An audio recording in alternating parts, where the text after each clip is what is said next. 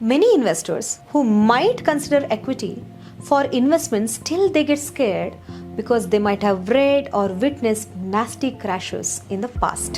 One of the basic questions most of the investors confront is, does really stock market reflect country's economy growth? What if there is a disconnect? When we are dreaming of Sensex achieving the height of 1 lakh, what is not the guarantee that the Sensex will not nosedive just like Japan's Nikkei? What if India also ends up witnessing its own lost decade? What is a guarantee that my money is safe there? If you are the one who is having this kind of questions, this video is for you. Because in this video, I am going to explain what has exactly happened in Japan and why such things may not unfold in India. And in India, considering all the situations, it is a remote possibility. So stay tuned till the end, and if you like this video, don't forget to subscribe.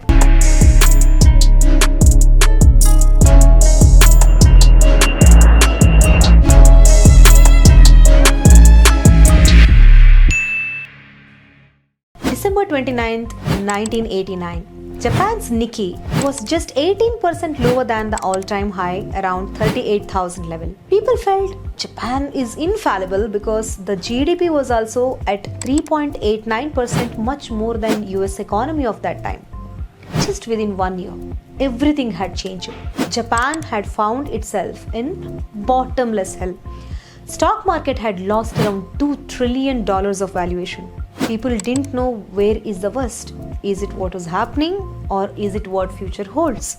Let's see what has happened in Japan. From 1960 to 1980, Japan was recording impressive level of economic growth. It had GDP of around 3.9% and US at that time had just 3% GDP. So Japan was moving ahead of US. In fact, I can say that Japan was envy of the whole world at that time. And Japanese had very good infrastructure, quality of living, and employment rates were high.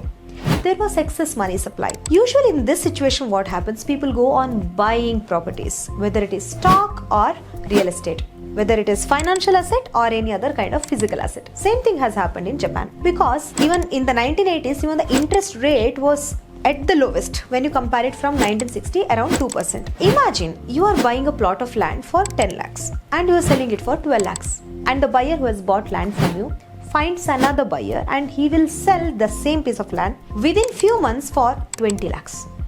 Now that person will sell the same plot of land maybe within again 2-3 months for 30 lakhs. Now do you find any connection between what should be the actual price of property, that is the intrinsic value, or the price that is paid by the last buyer? No, right? So there is a total disconnect. When people go on speculating, the asset bubble forms because of the speculation. It is no more fitting into the definition of investment. Same thing had happened in Japan. People went on buying stock and real estate, and soon Bank of Japan had realized that there is an asset bubble in the economy. So it aggressively starts interest rate hikes. From 2% it moves towards 3 to 4%, which stock market Nikkei in Japan could not withstand. So this aggressive interest rate hike of Bank of Japan burst the bubble of stock market. So from its all-time high, it ends up losing the value of 2 trillion just in 1 year. 70-80% of the value is gone in stock market. But this doesn't make Bank of Japan to pause or introspect and see what is happening in an economy. They were continuously hiking the interest rate up to 6%, which again burst the bubble of real estate also. When these kind of situation happens in an economy, there arises a specific situation called liquidity trap. It has got lot to do with people's confidence. If you were the end buyer who paid 40 lakhs for that piece of land and suddenly within months you see the asset price collapsing by 70-80%, will you ever trust anything else in your life? No, right? So it has affected your confidence level. Same thing has happened in Japan also.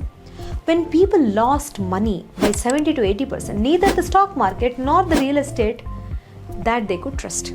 They felt, don't trust any government's reforms, policies, asset class.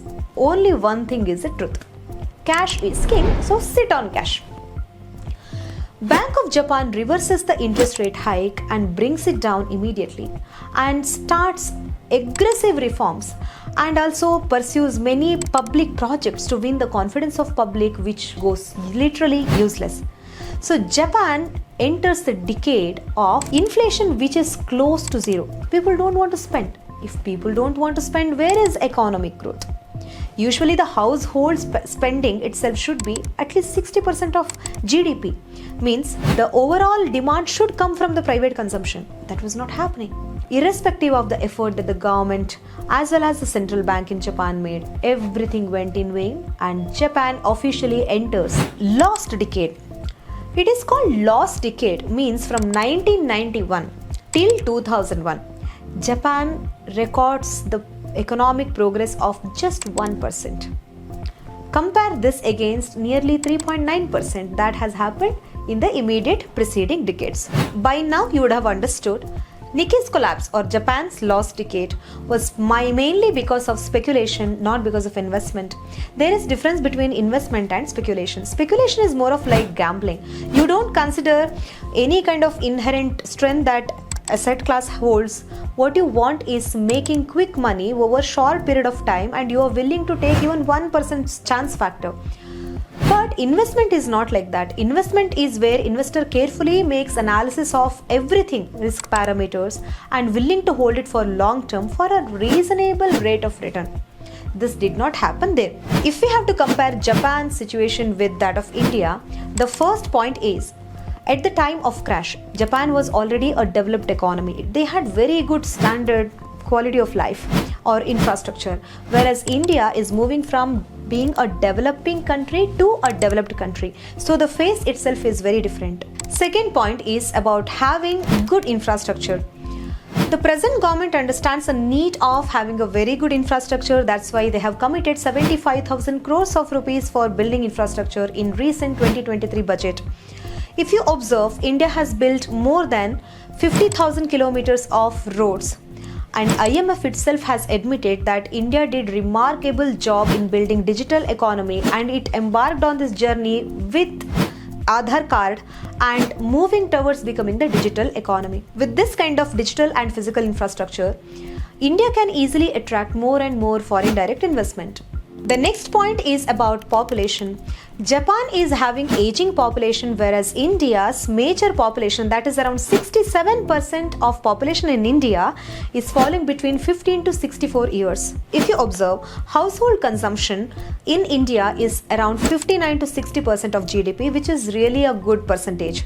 This shows the predictability of the demand or what would be the base level of demand, also resilience in an economy. If we have to talk about different industries or sectors and their contribution, Indian IT contributes around 18% to our GDP.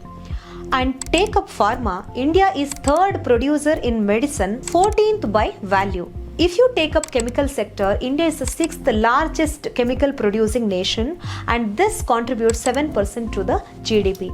Now that we have understood, India has huge export capacity, domestic demand and young population as well. Now what can probably arrest its growth? It is only the probability of middle income trap. There is a data which says in India, if you are earning 25,000 per month, you are in top 10%. If you are having 16 lakhs per annum, probably it makes you to stand in 1%. This should stop and we have to transition from middle income to high income country. If this transition happens, nothing can stop India from becoming second or the first largest economy in the world, and Sensex will definitely cross level of 1 lakh also. I hope this video brings clarity on why India's situation is different from Japan.